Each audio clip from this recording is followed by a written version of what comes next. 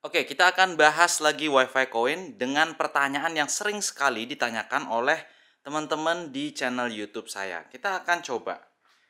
Jadi pertanyaan yang paling sering ditanyakan itu adalah bagaimana kalau memasukkan koin di saat yang bersamaan atau memencet insert koin di saat yang bersamaan. Itu saya sering sekali mengatakan bahwa itu tidak bisa. Kalau sistem belum dipencet insert koinnya, ini koinnya tidak akan bisa dimakan atau masuk ke sistem gitu ya. Dia akan keluar seperti ini. Artinya ini nggak masuk gitu ya. Dan seandainya salah satu memencet insert coin ya, dan orang ini sudah berada di depan dari ini, lalu orang lain ingin menyabotase gitu ya, saya mau insert coin biar saya ikut juga terdaftar, itu tidak bisa ya, sampai ini selesai. Ini saya selesaikan, ini saya insert coin, ini tidak bisa ya, seperti itu teman-teman. Lagian juga siapa sih yang mau desak-desaan di depan koin ya, saling pencet insert koin gitu kan. Nah, seperti itu jawabannya. Nah, sekarang kita akan belajar gimana caranya ngerakit sebuah perangkat koin WiFi seperti ini dengan mudah. Jadi sebenarnya perangkat yang ada di dalam itu nggak banyak-banyak banget teman-teman. Ikuti terus videonya di sini.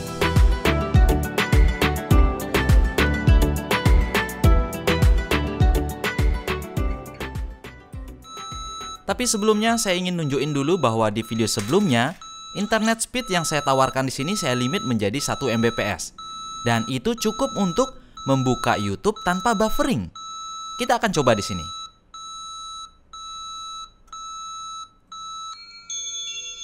Jadi setelah saya membayar Rp1.000 untuk 2 jam, maka HP ini akan terkoneksi secara otomatis ke internet.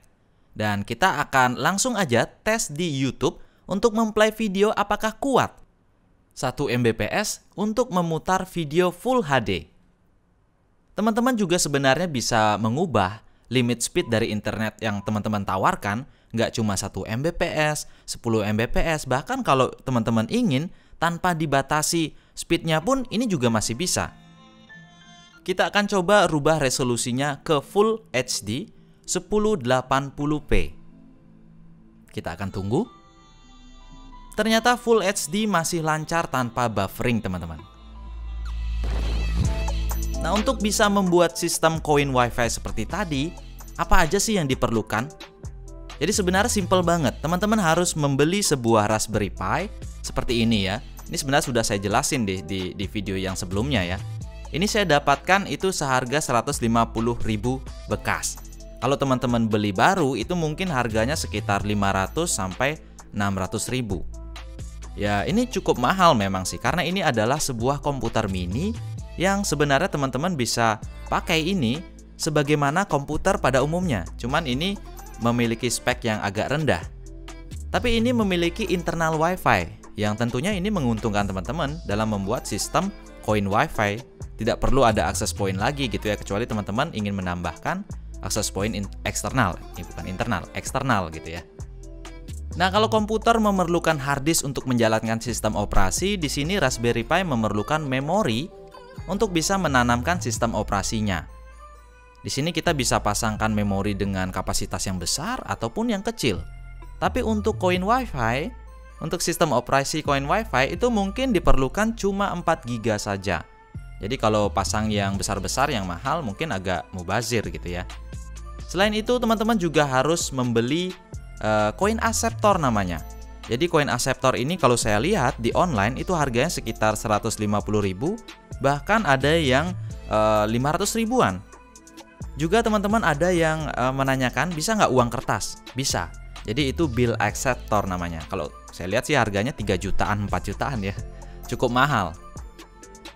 Nah, selain itu di sisi softwarenya sendiri, teman-teman bisa download sistem operasi untuk koin WiFi-nya. Itu ada banyak bertebaran di online. Jadi di-share secara gratis dan teman-teman download, lalu teman-teman tinggal beli license-nya saja, mau yang setahun atau yang lifetime gitu ya.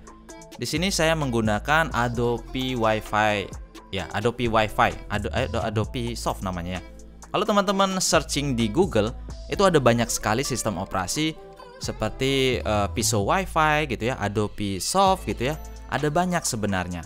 Jadi teman-teman bisa pilih salah satu yang mungkin menurut teman-teman tampilannya bagus dan nyaman dipakai ya. Setelah itu kita harus siapkan juga software untuk menginstal image tersebut atau file sistem operasi tersebut ke memorinya.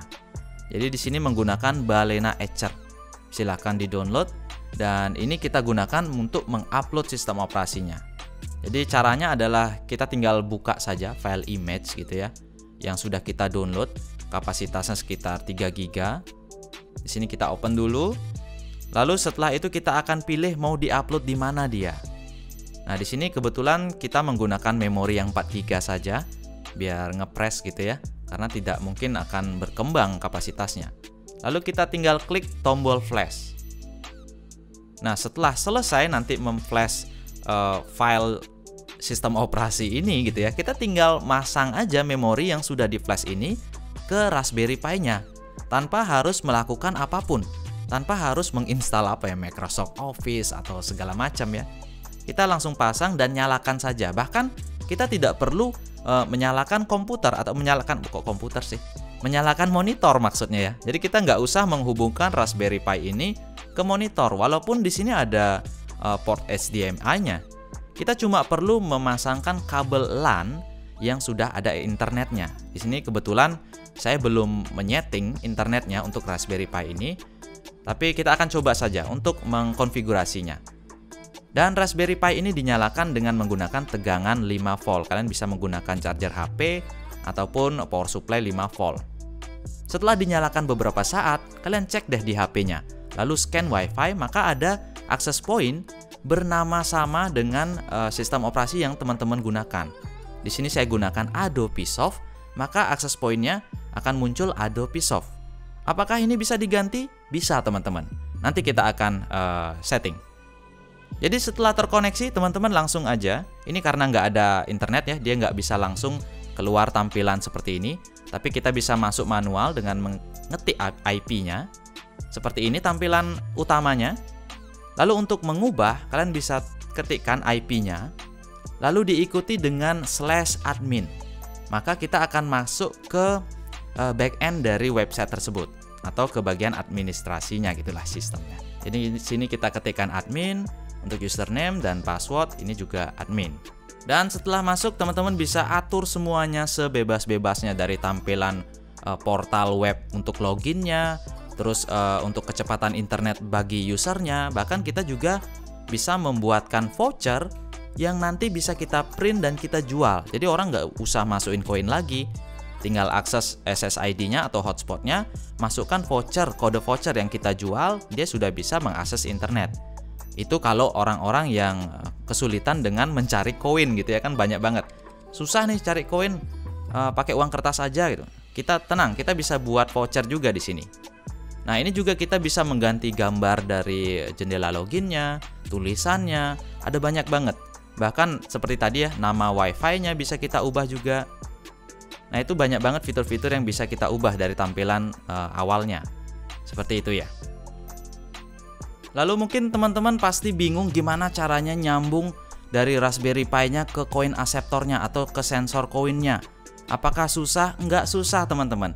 Jadi dari masing-masing sistem operasinya, saya contoh Adobe Soft gitu ya, dia juga memberikan wiring diagram bagaimana sih cara menghubungkan antara Raspberry Pi, lalu ke modul relay, lalu ke coin acceptor-nya, bahkan ke LED dan segala macam. Di sini juga diterangkan dengan sangat detail.